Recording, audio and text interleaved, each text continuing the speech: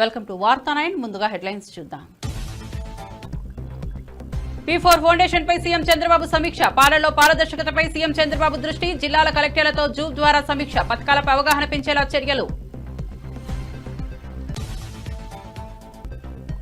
వెంకయ్యనాయుడు కీలక వ్యాఖ్యలు. రాజకీయాల్లో బూతు మాటలు ఫ్యాషన్ అయ్యాయని విమర్శ. యువత సంస్కారాన్ని పాటించాల్సిన అవసరం ఉందని వెల్లడి. వ్యక్తిగత దూషణలు హుందాతనానికి భిన్నమని హెచ్చరిక. భాషపై నాయకులు ఆత్మ పరిశీలన చేసుకోవాలని హితవు. జగన్ తో లీగల్ సెల్ న్యాయవాదుల భేటీ. న్యాయ పోరాటంపై లీగల్ సెల్ కు జగన్ మార్గనిర్దేశం. పార్టీ పరిరక్షణకు న్యాయవాదుల పాత్ర కీలకం. కేసులపై న్యాయ పోరాటం మరింత ఉద్దీపనపై చర్చ. కేసీఆర్ నీటి ఒప్పందాలపై హరీష్ వ్యాఖ్యలు. నీటి ఒప్పందాల్లో కేసీఆర్ పారదర్శకతను వివరించిన హరీష్. నీటి ఒప్పందంపై కాంగ్రెస్ విమర్శలు అవాస్తవమని వ్యాఖ్య.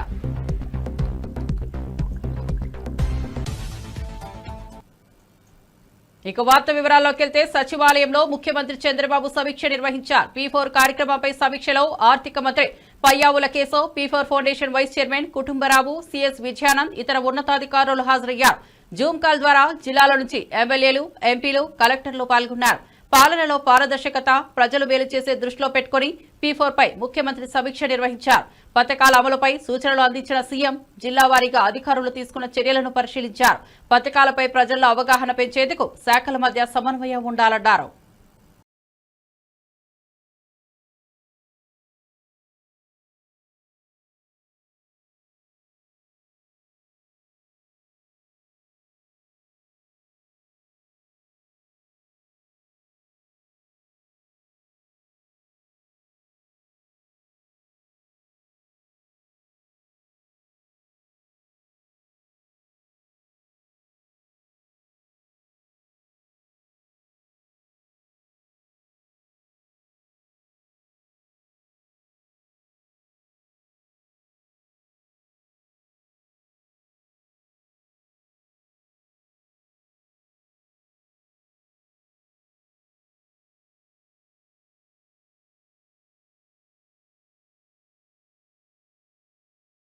కేంద్రానికి చిత్తశుద్ది ఉంటే బీసీలకు బిల్లు తీసుకురావాలని మంత్రి వాకిటి శ్రీహరి డిమాండ్ చేశారు.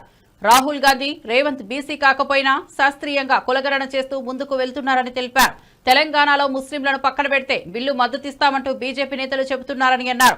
ఆంధ్ర, గుజరాత్లలో మైనార్టీలను పక్కన ఎందుకు పెట్టలేదని ప్రశ్నించారు. తెలంగాణ విషయానికి వచ్చేసరికి ఎందుకంత బాధ అని విమర్శించారు.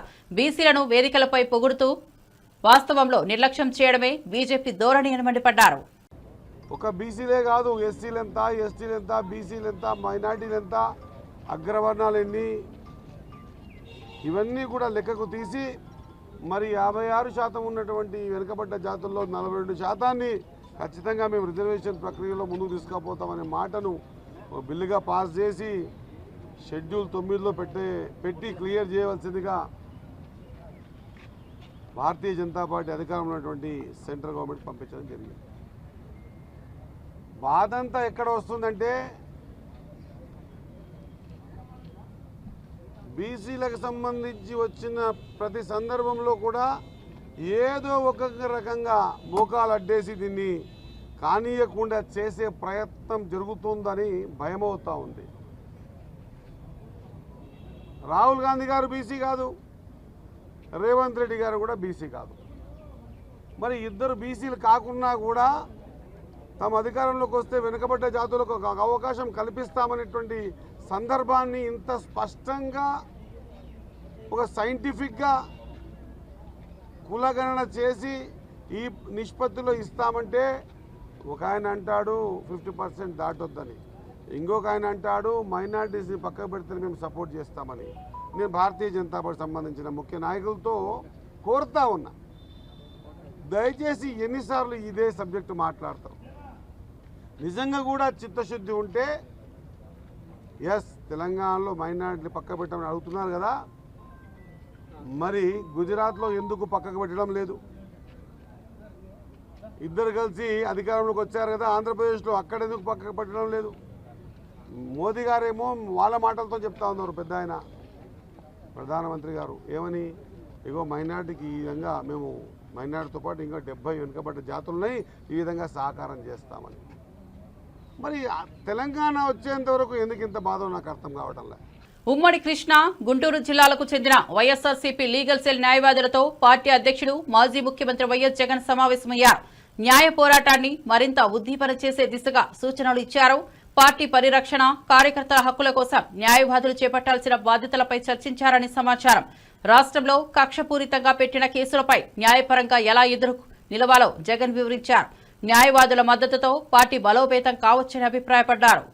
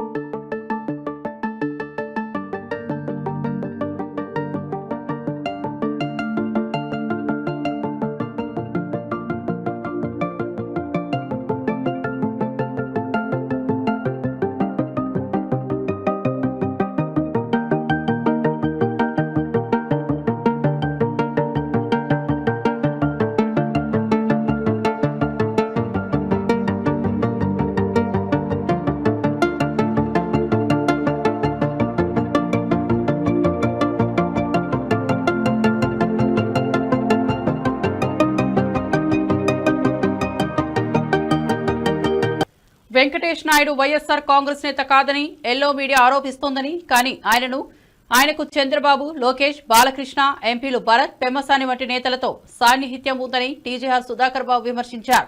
సిట్ అధికారులు ఈ అంశాలపై కూడా విచారణ జరపాలన్నారు. ఎల్లో మీడియా దుష్ప్రచారంతో ప్రజలు తప్పుదారి పడుతున్నారని చెప్పారు. వెంకటేష్ నాయుడు రాజకీయ సంబంధాలపై ఉన్నత స్థాయి విచారణ జరిపించి నిజం వెలుగులోకి తేవాలని డిమాండ్ చేశారు. రామోజీరావు గారు, చంద్రబాబు నాయుడు గారు, యనమల రామకృష్ణుడు గారు తదితర ఒక సమూహం అంతా ఏ విధంగా అయితే ఒక ప్లాన్డ్ ఆర్గనైజ్డ్ కుట్రని, చంద్రబాబు నాయుడు యొక్క కుట్రలు ఎప్పుడు కూడా యాదృచ్ఛికంగా జరిగినట్టుండవు, అకస్మాత్తుగా ఉండవు. ఒక పకడ్బందీ ప్లాన్తో ఒక అనూహ్యమైనటువంటి ప్రజలను మభ్యపెట్టడానికి కావాల్సిన మంత్రాంగం అంతా వాడతాడు. దానిలో నుంచి అరుణ్ అనే వ్యక్తిని అక్కడ ఫామ్ హౌస్లో తప్పుడు వాగ్మూలం ఇప్పించుకొని ఈయన వైఎస్ఆర్సీపీ మీద బురద తల్లించే కార్యక్రమానికి వాడుకున్నమాట నిజమా కాదా? ఈ వెంకటేష్ నాయుడు డబ్బులు లెక్క పెడుతున్నట్టుగా ఒక వీడియో వాళ్ళ మీడియాలో రిలీజ్ చేశారు. మంచిది. ఆ వీడియోలో 2000 రూపాయల నోట్లు కూడా ఉన్నాయి. నేనేం అడగట్లా, రాష్ట్ర ప్రజలారా, మేధావులారా, మీడియా మిత్రులారా, అధిపతులారా, పరిశీలకులారా, ఆయా టీవీ డిబేట్లో కూర్చొని బాగా బ్రహ్మాండంగా విశ్లేషించే విశ్లేషకులారా, 2000 రూపాయల నోట్లు ఈ రాష్ట్రంలోకి ప్రవేశించింది ఎప్పుడు, వెనక్కి తీసుకుంది ఎప్పుడు? 2000 రూపాయల నోట్లు ఈ రాష్ట్రంలోకి ప్రవేశించింది 2013వ సంవత్సరంలో. సరిగ్గా 10 సంవత్సరాల తర్వాత 2000 రూపాయల నోట్లను వెనక్కి తీసుకున్నారు.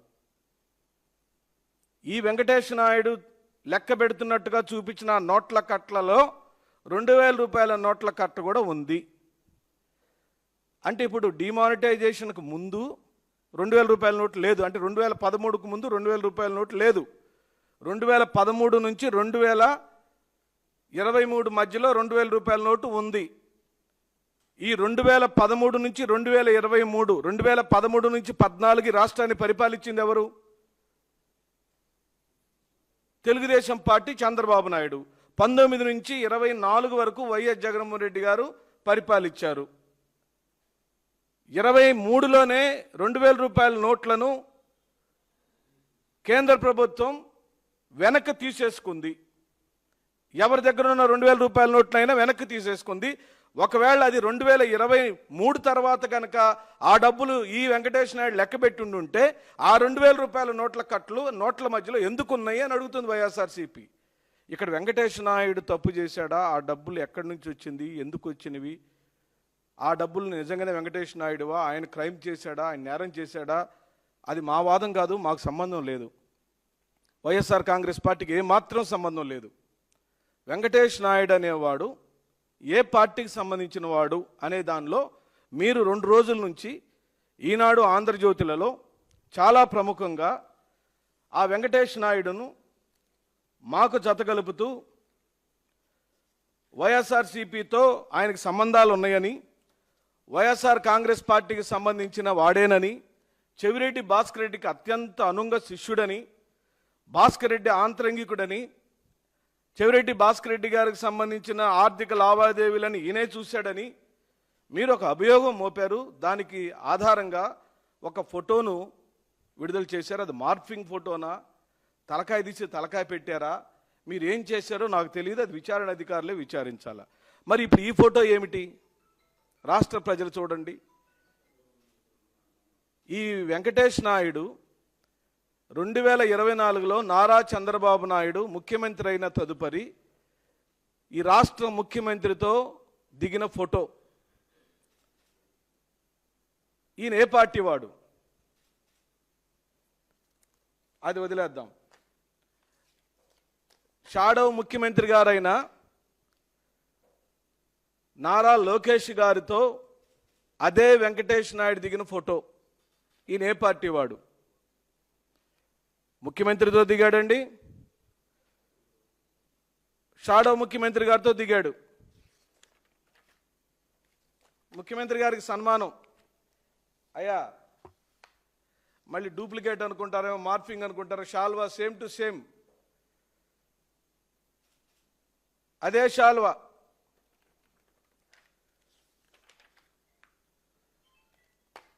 ముఖ్యమంత్రి బావమర్ది గారు, సినిమా యాక్టర్ గారు, ఎన్టీఆర్ గారు కుమారుడు, హిందూపురం ఎమ్మెల్యే నందమూరి బాలకృష్ణ గారితో దిగిన ఫోటో.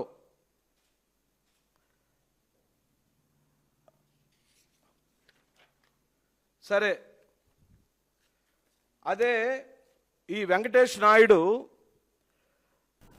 మహారాష్ట్రతో జరిగిన చారిత్రక నీటి ఒప్పందంతో కేసీఆర్ ఒకేసారి 3 అగ్రిమెంట్లు చేసినట్లు వివరించారు మాజీ మంత్రి హరీష్ రావు. ఆనాడు కాంగ్రెస్ నేత ఉత్తమ్ కుమార్ రెడ్డి మీరు 152 మీటర్లకు అగ్రిమెంట్ ఎలా తగ్గిస్తారని ప్రశ్నించగా దానికి కేసీఆర్ స్పందిస్తూ నువ్వు 152 మీటర్లకు అగ్రిమెంట్ చేసినట్లు నిరూపిస్తే నేనే రాజీనామా చేస్తానని సవాల్ విసిరారని తెలిపారు. ఈ వ్యాఖ్యలతో అప్పటి నీటి ఒప్పందంలో కేసీఆర్ పారదర్శకంగా వ్యవహరించినట్లు స్పష్టం చేసిన హరీష్ రావు కాంగ్రెస్ చేస్తున్న విమర్శలు పూర్తిగా అవాస్తవమని, వాటిని ప్రజలు నమ్మవద్దని హితవు పలికారు. ఆనాడు మేము మహారాష్ట్రతో కేసీఆర్ గారు ఒక చారిత్రాత్మక ఒప్పందం చేశారు. అటు మేడిగడ్డకు, ఇటు వార్ధా మీద, అటు చెనాకా కొరాటాకు ఒకేసారి 3 అగ్రిమెంట్లు చేసినారు.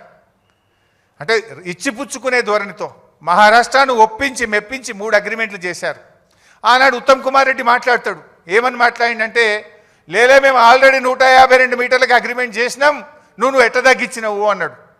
ఆనాడు ఎయిర్పోర్ట్లో కేసీఆర్ గారు మాట్లాడారు, ఉత్తమ్ కుమార్ రెడ్డి నువ్వు 152 మీటర్లకు అగ్రిమెంట్ చేసుంటే ఇంకా గంట సేపు నేను ఇన్నే ఉంటా, నువ్వు రా, ఆ అగ్రిమెంట్ నాకు చూపి నేను ఇక్కడి నుంచి రాజ్ భవన్కు పోయి రాజీనామా చేస్తాను. ఆ రోజు కేసీఆర్ గారు సవాల్ చేశారు. ఇది నేను నోటి మాట చెప్తలే, నా వీడియో కూడా మీరు చూడండి కావాలంటే. ఆనాడు కేసీఆర్ గారు బేగంపేట ఎయిర్పోర్ట్లో ఆనాటి ఉత్తమ్ కుమార్ రెడ్డి ఫేక్ మాటలకు, గోబల్స్ మాటలకు ఏ రకంగా సవాల్ విసిరినారో ఒక్కసారి చూద్దాం. ఈ రాష్ట్ర ప్రదేశ్ కాంగ్రెస్ కమిటీ అధ్యక్షుడు ఉత్తమ్ కుమార్ రెడ్డి, ఆయనతో పాటు శాసనసభలో ప్రతిపక్ష నాయకుడు జానారెడ్డి ఇద్దరు కలిసి ఏం మాట్లాడతారు? 152 మీటర్లకు తమ్మిడిహట్టి ఒప్పందం కుదిరింది అని మాట్లాడాడు. ఉత్తమ్ కుమార్ రెడ్డి, నీవు నిజంగా నిజాయితీ ఉన్నవాడవైతే నేను ఎట్లయినా బేగంపేట ఎయిర్పోర్ట్లో ఇంకో అర్ధగంట 40 నిమిషాలు ఉంటా, నీకు దమ్ముంటే ఆ ఒప్పందం కాగితం తీసుకొని బేగంపేట ఎయిర్పోర్ట్కు రా. ఒకవేళ అది నిజమే అయితే ఇక్కడి నుంచి నేను ఇంటికి పోను, రాజ్భవన్కు అయినా రాజీనామా సమర్పిస్తాను మనవి చేస్తా ఉన్నాను.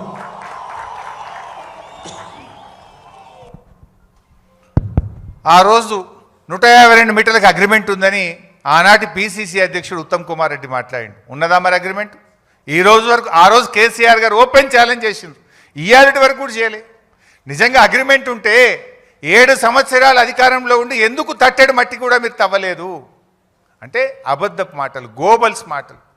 ఆనాడు కేసీఆర్ గారు మంచి పని చేస్తుంటే దాని మీద ఏదో అమృత భాండాగారంలో విషపు చుక్క వేసినట్టు ఒక మంచి పని జరుగుతుంటే దాన్ని ఒక అబద్ధాలు చెప్పి అనుమానాలు కల్పించేటువంటి మహారాష్ట్రతో జరిగిన చారిత్రక నీటి ఒప్పందంతో కేసీఆర్ ఒకేసారి 3 అగ్రిమెంట్లు చేసినట్లు వివరించారు మాజీ మంత్రి హరీష్ రావు. ఆనాడు కాంగ్రెస్ నేత ఉత్తమ్ కుమార్ రెడ్డి మీరు 152 మీటర్లకు అగ్రిమెంట్ ఎలా తగ్గిస్తారని ప్రశ్నించగా దానికి కేసీఆర్ స్పందిస్తూ నువ్వు 152 మీటర్లకు అగ్రిమెంట్ చేసినట్లు నిరూపిస్తే నేనే రాజీనామా చేస్తానని సవాల్ విసిరారని తెలిపారు. ఈ వ్యాఖ్యలతో అప్పటి నీటి ఒప్పందంలో కేసీఆర్ పారదర్శకంగా వ్యవహరించినట్లు స్పష్టం చేసిన హరీష్ రావు కాంగ్రెస్ చేస్తున్న విమర్శలు పూర్తిగా అవాస్తవమని వాటిని ప్రజలు ఆ భాష హుందాగా ఉండేదై ఉండాలి. ఆ భాష సంస్కారానికి దర్పణం పట్టేదిగా ఉండాలి. ఈ విషయాన్ని కూడా నేటి పాత్రికేయులు నేటి రాజకీయ నాయకులు ఈ భాష విషయంలో అందరూ ఒకసారి ఆత్మ పరిశీలన చేసుకోవాలి. ఏం మాట్లాడుతున్నారు, ఏంది పలుకుతున్నారు, అదేదో చాలా గొప్ప అనుకుంటున్నారు. దానికి కొన్ని ఛానల్స్ ఇప్పుడు కొత్తగా ఛానల్స్ పెట్టుకున్నారు ఎవరికి వాళ్ళు అధికారం ఉంది పెట్టుకుని దానికి మనం ఏం కాదనేమనుకోండి. ఇప్పుడు అలాగే కొంతమంది సోషల్ మీడియా కాకుండా ఇప్పుడు ఇంకేదో యూట్యూబ్లో పెడుతూ ఉన్నారు. వాటి వస్తున్నాయంతా ఆ మాటలు అసలు వినడానికే కాదు, సంస్కారం ఉన్న ఏ వ్యక్తి కూడా హర్షించడు. కానీ వాటిని అదేం చేస్తున్నాం సార్ వాళ్ళు అన్నారు, ఆ విధంగాను అన్నారు. బూతులు మాట్లాడడం ఫ్యాషన్ అయిపోయింది. మాజీ ఎంపీ వంగాగీత మాట్లాడుతూ రాష్ట్రంలో గత 15 నెలలుగా శాంతి భద్రతలు లోపించాయని ఆరోపించారు. వైసీపీ నేతలపై తప్పుడు కేసులు పెడుతూ వేధింపులకు పాల్పడుతున్నారని పేర్కొన్నారు. సంక్షేమ కార్యక్రమాల కన్నా ప్రతీకారమే ప్రధానమైందన్నారు. పోలీసులను పావులుగా వాడుకుంటూ ప్రజాస్వామ్య విలువలను కూలీ చేస్తున్నారని విమర్శించారు. పెద్దిరెడ్డి కుటుంబంపై జరుగుతున్న వ్యవహారం అన్యాయమన్నారు. న్యాయస్థానం త్వరగా బెయిల్ ఇవ్వాలని ఆశిస్తున్నట్లు తెలిపారు. అక్రమ కేసులు బనాయించమంటున్నారు, జైళ్లలో పెట్టి మగ్గించమంటున్నారు. అందుకే మేము కోరుతున్నాం న్యాయస్థానాల్ని ఆంధ్రప్రదేశ్లో వచ్చే కేసులు ఏవైతే ఎవరి పరిధిలోకి వస్తాయో న్యాయాధీశులన్నీ కూడా పరిశీలించాలి. ఇప్పటికే కొన్ని కేసుల్లో మరి కొంతమంది మీడియాకు సంబంధించిన వ్యక్తులు అరెస్ట్ అయినప్పుడు కొంతమంది న్యాయవాదులు ప్రశ్నించి ఎఫ్ఐఆర్లు వెనక్కి పంపిన సంగతులు కూడా ఉన్నాయి. అంటే మీరు ఇందులో ఈ సెక్షన్లు ఎందుకు వేశారని క్వశ్చన్ చేసినవి కూడా ఉన్నాయి. అంటే ఎవరి ప్రకారం ఈ కేసులు నడుస్తున్నాయి, ఎవరి ప్రకారం ఎఫ్ఐఆర్లు ఫెయిల్ అవుతున్నాయి అనేది మరి చూడాల్సిన అవసరం ఇప్పుడు అందరి మీద ఉంది. ప్రజలందరూ వీటిని గమనించాల్సిన అవసరం ఉంది. మా మిథున్ రెడ్డి గారు మరి ఇందాకే చెప్పడం జరిగింది, ఆయన రాజకీయంగా ఎంతో ఉన్నతమైన వ్యక్తి, ఉన్నతమైన కుటుంబం నుంచి వచ్చిన వ్యక్తి, ప్రజల పట్ల శ్రద్ధ గల వ్యక్తి, నియోజకవర్గంలో 3 సార్లు ప్రజల అభిమానాన్ని పెంచుకున్న వ్యక్తి, గెలుపొందిన వ్యక్తి, పార్లమెంట్ మరి ఆ లోక్సభ లీడర్గా మేమందరం కలిసి ఉన్నప్పుడు పనిచేసిన వ్యక్తి. అటువంటి వ్యక్తిని ఏమీ లేకపోయినా అక్రమంగా ఇందులోకి చేసి అరెస్ట్ చేయటం అనేది మేము తీవ్రంగా ఖండిస్తూ న్యాయస్థానం తొందరగా ఆయనకి బెయిల్ మంజూరు చేయాలని, అదేవిధంగా తప్పనిసరిగా ఆయన ముందే చెప్పడం జరిగింది, ఈ కేసుల్లో మీరు నిజాలు నిరూపించండి, ఇవన్నీ అక్రమ కేసులు, తప్పకుండా ఈ కేసుల నుంచి బయటపడాలని మేమందరం కోరుతూ ఈ ప్రభుత్వాన్ని ఇలాంటి అక్రమ అరెస్టులను ఆపమని చెప్పి మేము డిమాండ్ చేస్తా ఉన్నాం. పెద్దిరెడ్డి కుటుంబాన్ని లక్ష్యంగా చేసుకుని రెడ్ బుక్ పేరుతో వైసీపీని అణగదొక్కే కుట్ర సాగుతోందని మాజీ ఎమ్మెల్యే జక్కంపూడి రాజా అన్నారు. పెద్దిరెడ్డి కుటుంబ కష్టంతో ఎదిగిందన్నారు. వారి వ్యాపారాల వల్ల వేల మందికి ఉపాధి లభిస్తోందన్నారు. రాజకీయ ప్రయోజనాల కోసం తప్పుదోవ పట్టించే ప్రయత్నం సాగుతోందన్నారు. అశ్లీలంగా వ్యవహరిస్తే కుక్కచావు చేస్తారని ఘాటు వ్యాఖ్యలు చేశారు. ఇది రాజకీయ వేధింపుల తీవ్ర రూపమని పేర్కొన్నారు. ఆంధ్రప్రదేశ్ రాష్ట్రంలో రెడ్ బుక్ రాజ్యాంగంతో ఏ రకంగా వైఎస్ఆర్ కాంగ్రెస్ పార్టీ శ్రేణుల్ని నాయకుల్ని అనగదొక్కాలనేటువంటి ఆలోచనలోనే పూర్తిగా ప్రభుత్వ యంత్రాంగం కానీ ముఖ్యంగా చంద్రబాబు నాయుడు దగ్గర నుంచి మొదలుపెట్టి వారి తనయుడు లోకేష్ కానీ అందరూ కూడా నిమగ్నమై ఉన్నారు. ఎన్నికల్లో ఇచ్చినటువంటి వాగ్దానాలనేమో గాలి కొదిలేసి వారి సమయాన్నంతా కూడా దీని మీదే వెచ్చించేటటువంటి ప్రయత్నం చేస్తూ ఉన్నారు. ఇవాళ మిథున్ రెడ్డి గారు గౌరవ పార్లమెంట్ సభ్యులు పుట్టుకతోనే గోల్డెన్ స్పూన్తో పుట్టినటువంటి వ్యక్తి. వారి తండ్రి గారు వారి కుటుంబ సభ్యులు అందరూ కూడా కష్టపడి చెమటోడ్చి లేకపోతే అణువణువు కూడా వాళ్ళ యొక్క కష్టంతో పైకొచ్చినటువంటి వ్యక్తులు. ఇవాళ అనేక వ్యాపారాల ద్వారా కొన్ని వేల మందికి ఉపాధి కల్పిస్తూ వారి యొక్క జీవనాధారంగా మరి వీరు వారి కుటుంబ సభ్యులు జీవిస్తూ ఉంటే ఇవాళ ఏదో రకంగా వారి మీద బురద జల్లాలి, వారికి ఒక అపఖ్యాతిని తీసుకుని రావాలనేటువంటి ప్రయత్నం చేస్తూ జగన్మోహన్ రెడ్డి గారికి అత్యంత సన్నిహితుడిగా ఉన్నాడు.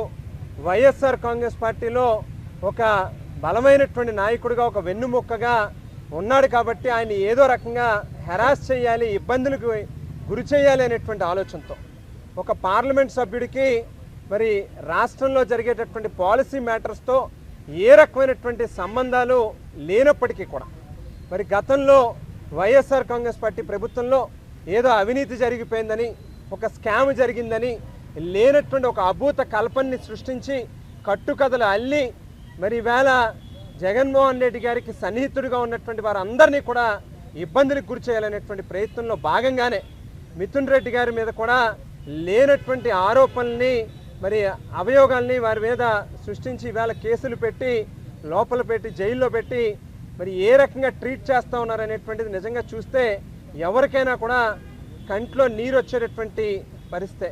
ఈవేళ గోల్డెన్ స్పూన్తో పుట్టినటువంటి వ్యక్తికి ఓ పక్కన కోర్టులు చాలా స్పష్టంగా ఒక స్పెషల్ క్లాస్ ప్రోటోకాల్ ఉంది, ఈ రకమైనటువంటి ఫెసిలిటీస్ ఆయనకి ఇవ్వండి అని చెప్పి స్వయంగా కోర్టే మరి ఆర్డర్స్ ఇచ్చినప్పటికీ కూడా వాటిని పక్కన పెట్టి లోపల ఆయన ట్రీట్ చేస్తూ ఉన్నటువంటి విధానం చూస్తే నిజంగా ఈ రాష్ట్రంలో కానీ లేకపోతే ఈ దేశంలో కానీ చట్టాలు ఏమైపోతూ ఉన్నాయి, అంబేద్కర్ గారు రాసినటువంటి రాజ్యాంగం ఎక్కడికి వెళ్ళిపోతూ ఉంది అని చెప్పి నిజంగా ఏదో ఆటవిక పాలనలో ఉన్నామా, మనం అడవిలో బ్రతుకుతూ ఉన్నామా అని చెప్పి ఆలోచనలోకి వెళ్ళేటటువంటి పరిస్థితి కనిపిస్తూ ఉంది. ఇవాళ చంద్రబాబు నాయుడు గారికి ఒక్కటే చెప్తా ఉన్నాం, మీకు మాదిరిగా 2 ఎకరాలు భూమి నుంచి ఇవాళ లక్షల కోట్ల రూపాయల అవినీతితో లేకపోతే అక్రమ సంపాదనతో సంపాదించుకున్నటువంటి డబ్బులు కాదు ఇవాళ వారి దగ్గరే పెద్దిరెడ్డి రామచంద్రారెడ్డి గారి కుటుంబం దగ్గర ఉన్నది. వాళ్ళకి కష్టపడి వారి యొక్క మైండ్లో లేకపోతే వారి యొక్క కష్టాన్ని ఉపయోగించుకుని డబ్బులు సంపాదించో లేకపోతే 10 మందికి ఆ సంపాదించినటువంటి డబ్బుల నుంచి పేదవాళ్ళకి ఏ రకంగా ఉపయోగపడాలి, 10 మందికి ఏ రకంగా మేలు చేయాలి అనేటువంటి ఆలోచనతో ఉండేటటువంటి కుటుంబమే తప్పితే ఏ రకంగానూ కూడా పేదవాళ్ళ డబ్బులో లేకపోతే ప్రభుత్వం తాలూకా డబ్బులను జేబుల్లో వేసుకునేటటువంటి పరిస్థితి కానీ అవసరం కానీ వాళ్ళకి లేదు. మీరు 1,00,000 కోట్లని మొదలుపెట్టినటువంటి అభియోగాన్ని ఈవేళ 1000 కోట్లకి 300 కోట్లకి 400 కోట్లకి తీసుకొచ్చారు. అంటే కేవలం లేనటువంటి కథని ఈవేళ ఏ రకంగా మసాలాలు జోడించి కథల్ని ప్రభుత్వాన్ని ఈవేళ కేవలం జగన్మోహన్ రెడ్డి గారికి సంబంధించినటువంటి వారిని ఇబ్బంది పెట్టాలనేటువంటి దాని మీదే మీ సమయాన్ని వెచ్చిస్తూ ఉన్నారు. ఇది ఏ రకంగానూ కూడా మంచిది కాదు. చాలా క్లియర్గా ఒకటే చెప్తా ఉన్నాం, ఈ రకమైనటువంటి పాపాలకి విశాఖ ఉక్కును సెయిల్లో విలీనం చేయాలన్న కేంద్ర నిశ్చయాన్ని బీజేపీ రాష్ట్ర అధ్యక్షుడు పురంధేశ్వరి మాధవ్ స్పష్టం చేశారు. గుంటూరులో అరండల్పేట పార్కు వద్ద చాయ్ పే చర్చ కార్యక్రమంలో పాల్గొన్న ఆయన కూటమి పాలన కేంద్ర పథకాలపై స్థానికులతో చర్చించారు. శంకర్ విలాస్ ఆర్ఓబీ డిజైన్ మార్పు అంశంపై వ్యాపారులు వినతి పత్రం అందించగా సమీక్షిస్తామని భరోసా ఇచ్చారు. కార్మికులతో కలిసి విశాఖ ఉక్కును కాపాడతామని మాధవ్ చెప్పారు. భారతదేశంలో బానిసత్వపు ఆనవాలను తొలగించేందుకు కేంద్రం కృషి చేస్తోందని చెప్పారు. ఈ క్రమంలో గుంటూరులో జిన్నా టవర్ పేరు మార్పు అంశాన్ని ప్రస్తావించారు. బీజేపీ ప్రభుత్వం చేస్తున్న ఈ చర్యలు రాజకీయ చర్చనీయాంశంగా మారాయి. ఆ యొక్క స్టీల్ ప్లాంట్ రక్షణ కోసం గతంలో అటల్ బిహారీ వాజ్పేయి గారి నేతృత్వంలో 1,400 కోట్ల రూపాయలు డెట్ నుంచి ఈక్విటీగా మార్చి ఆ విధంగా స్టీల్ ప్లాంట్ ని గతంలో రక్షించడం జరిగింది. మరొకసారి స్టీల్ ప్లాంట్ అనేక కష్టాల్లో పడి పూర్తి స్థాయిలో దాన్ని స్ట్రాటజిక్ సేల్ చేయాలని ఒక నేపథ్యంలో ఆ యొక్క అక్కడ ఎంప్లాయీస్ మేము కూడా కోరుకునే అంశం దాని సాధ్యాలు ఏ విధంగా చేయాలి, దాని కారణంగా సేల్కి ఏ విధంగా ఉపయోగం, ఏ విధంగా ఆరోగ్యాలకు ఉపయోగం ఇవన్నీ కూడా ఆలోచన చేసుకుంటున్నాం. ఇవాళ స్టీల్ ప్లాంట్ మంచి కార్మికులందరి యొక్క సంఘటన శక్తి అందరూ కలిసి ఆలోచన చేసుకుంటున్నారు. ఆ విధంగా దాన్ని పూర్తి స్థాయిలో రక్షించాలని బద్వేలు పోరుమావిలలో వైఎస్సార్ కాంగ్రెస్ కార్యాలయంలో ఎమ్మెల్సీ డీసీ గోవిందరెడ్డి మాట్లాడుతూ రాష్ట్రంలోని రైతాంగం తీవ్రంగా నష్టపోతోందని మండిపడ్డారు. చంద్రబాబు హామీ ఇచ్చిన భరోసా కనిపించడం లేదన్నారు. వైఎస్సార్సీపీ ప్రభుత్వంలో ప్రతి రైతుకు 13,500 వరకు భరోసా అందించామని గుర్తు చేశారు. ప్రస్తుతం కూటమి ప్రభుత్వం కేవలం 5,000 ఇచ్చిందని విమర్శించారు. ఆర్బీకేలు నిర్వీర్యమయ్యాయని, రైతుల ప్రైవేట్ దుకాణాల్లో అధిక ధరలకు ఎరువులు కొనాల్సిన పరిస్థితి ఏర్పడిందన్నారు. ఎరువుల ధర 100 నుంచి 255 వరకు పెరిగిందని, దీనిపై ప్రభుత్వం స్పందించకపోవడం బాధాకరమన్నారు. రైతుల పరిస్థితిపై ప్రభుత్వం చలనం చూపకపోవడం అత్యంత దురదృష్టకరమన్నారు. ఈ సందర్భంగా తెలియజేస్తున్నాను, ఒక్కొక్క కిలోకు ఒక గింజలు 550కి కొనుగోలు చేస్తామని చెప్పి మంత్రి సమక్షంలో చెప్పి అమలు చేయకపోవడం ఈ సందర్భంగా నేను తెలియజేస్తున్నాను. ఆక్వా రైతుల పరిస్థితి కూడా అదే విధంగా ఉందని చెప్పి కూడా ఈ సందర్భంగా తెలియజేస్తున్నా. ఆక్వా రైతులు కూడా ఒకప్పుడు జగనన్న ప్రభుత్వంలో ఒక్కొక్క మరి 280 రూపాయల వరకు కూడా ఒక్కొక్క కౌంటు ధర పలుకుతే ఇప్పుడు 200 రూపాయల కంటే కింద ఉందని చెప్పి కూడా ఈ సందర్భంగా తెలియజేస్తున్నాం. మిర్చి రైతుల విషయం మనం చూసాం. ఏ విధంగా గుంటూరు ప్రాంతంలో ఆ రైతులు పడినటువంటి ఇబ్బందులు. మిర్చి ధర 27,000కు పైగా మరి జగనన్న ప్రభుత్వం పలుకుతే ఇప్పుడు 8,000 నుంచి 10,000కు కూడా పలకని విషయాన్ని ఈ సందర్భంగా తెలియజేస్తున్నాను. అదేవిధంగా పొగాకు రైతులు ఏ విధంగా ఇబ్బంది పడుతున్నారో మనం అందరం చూస్తున్నాం. ఒకప్పుడు పొగాకు ధర వైఎస్ఆర్సీపీ ప్రభుత్వంలో కిలో పొగాకు ధర అత్యధికంగా 366 దాకా పలికితే నేడు 200 రూపాయలు కూడా లేనటువంటి విషయాన్ని కూడా ఈ సందర్భంగా తెలియజేస్తున్నాం. అదే పరిస్థితి టమోటా రైతులు కూడా మన ప్రాంతంలో మరి ఏ విధంగా ఇబ్బంది పడుతున్నారో ఈ విషయాన్ని మరి మీకంతా తెలియజేస్తున్నాం. ఈ విధంగా మరి అన్ని రకాల రైతులందరూ కూడా ఇబ్బంది పడుతున్నటువంటి విషయం. ఆనాడు రైతులకు మరి ముఖ్యంగా విత్తనాలు, ఎరువులు ఇదంతా ఇచ్చేదే కాకుండా ఉచిత పంటల బీమా పథకాన్ని పెద్ద ఎత్తున జగనన్న ప్రభుత్వం ఏ విధంగా అమలు చేశారో దరిదాపు 55 లక్షల మంది రైతులకు ఈ బీమా కింద 7,802 కోట్ల రూపాయలు ఉచితంగా ఇచ్చినటువంటి విషయం మీ అందరికీ తెలియజేస్తున్నాను. అదేవిధంగా ఉచిత విద్యుత్ అమలుకు ఫీడర్ల సామర్థ్యం పెంచేందుకు 1,700 కోట్ల రూపాయలు జగనన్న ప్రభుత్వం వెచ్చించినటువంటి విషయం ఈ సందర్భంగా తెలియజేస్తున్నాను. మరి మొత్తం జగనన్న ప్రభుత్వంలో వ్యవసాయానికి 5 ఏళ్లలో 1,84,567 కోట్ల రూపాయలు వెచ్చించి రైతులను ఏ విధంగా ఆదుకున్నదో ఈ సందర్భంగా తెలియజేస్తున్నాను. అదేవిధంగా మరి ఈ ఒక్క సంవత్సరంలో బీసీలకు హామీలు ఇస్తూ అవి అమలు చేయకుండా మోసం చేస్తున్నారని కాంగ్రెస్ నేతలపై తీవ్రంగా విరుచుకుపడ్డారు బీఆర్ఎస్ నేత కేటీఆర్. బీసీ డిక్లరేషన్లో రాజకీయాలు, ఉద్యోగాలు, ఉపాధి, ప్రభుత్వ కాంట్రాక్టులో 42% రిజర్వేషన్లు ఇస్తామని చెప్పి సంవత్సరానికి 20,000 కోట్లు, 5 ఏళ్లలో 1,00,000 కోట్లు బీసీ సబ్లాన్ ప్రకటించారని గుర్తు చేశారు. రిజర్వేషన్లపై కాకపోయినా మిగిలిన అంశాలన్నీ ప్రభుత్వ చేతిలో ఉండి అవి అమలు చేయకపోవడం దోపిడీనని విమర్శించారు. ఇప్పటి వరకు 2 బడ్జెట్లు ప్రవేశపెట్టిన 10,000 కోట్లకు చేరని ఖర్చులతో బీసీలను మోసం చేశారన్నారు. ముందుగా చేతిలో ఉన్న హామీలు అమలు చేస్తేనే బీసీలు నమ్ముతారని వ్యాఖ్యానించారు. కేటీఆర్ విమర్శలు బీసీ వర్గాల్లో చర్చనీయాంశంగా మారాయి. దాని ధర్నా అనో జోక్ అంటాను. ఎందుకంటే మేము ఈ మాట శాసనసభలో బిల్లు పెట్టినప్పుడే చెప్పాం. You are cutting a very cruel joke on the backward classes of this state. అంటే బీసీలను మోసం చేస్తూ మీరు దగా చేస్తున్నారు, వంచిస్తున్నారని చెప్పాం. ఇవాళ నేను ఒకటి అడుగుతా ఉన్నా, మీరు సమాధానం ముఖ్యమంత్రి గారిని అడగాలని చెప్పి కూడా నేను కోరుతా ఉన్నా. 42% రిజర్వేషన్లు అని ఢిల్లీకి వచ్చి డ్రామా చేస్తా ఉన్నారు. నేను కాంగ్రెస్ పార్టీని అడుగుతా ఉన్నా, మీరు బీసీ డిక్లరేషన్లో ఒక ఈ రిజర్వేషన్ల మాటను ఇయ్యలేదు. మీరు ఏమేం మాటలు చెప్పినారు? సంవత్సరానికి 20,000 కోట్ల బడ్జెట్ ఇస్తామన్నారు. 5 ఏళ్లలో 1,00,000 కోట్ల బడ్జెట్ బీసీలకు ఇస్తామన్నారు. బీసీ సబ్ ప్లాన్ పెడతామన్నారు. 42% రిజర్వేషన్ రాజకీయాల్లోనే కాదు, ఉద్యోగాల్లో, ఉపాధిలో, ప్రభుత్వ కాంట్రాక్టుల్లో కూడా ఇస్తామన్నారు. నేను ముఖ్యమంత్రి గారిని అడుగుతున్నా, ప్రభుత్వాన్ని అడుగుతున్నా, కాంగ్రెస్ పార్టీని అడుగుతున్నా, మీ చేతుల్లో ఉన్నాయేమో చేస్తలేరు. మీ చేతుల్లో బీసీ సబ్ ప్లాన్ ఉన్నది, చేయండి. మీ చేతుల్లో బీసీలకు 1,00,000 కోట్ల బడ్జెట్ ఇచ్చే అవకాశం ఉంది, చేయండి. 2 బడ్జెట్లు పెట్టారు. ఒక్కొక్క బడ్జెట్లో 20,000 కోట్లు అన్నారు. 2 బడ్జెట్లు కలిపి కూడా 20,000 కోట్లు పెట్టలేదు. అందులో ఖర్చు అయితే 10,000 కోట్లు కూడా దాటం లేదు.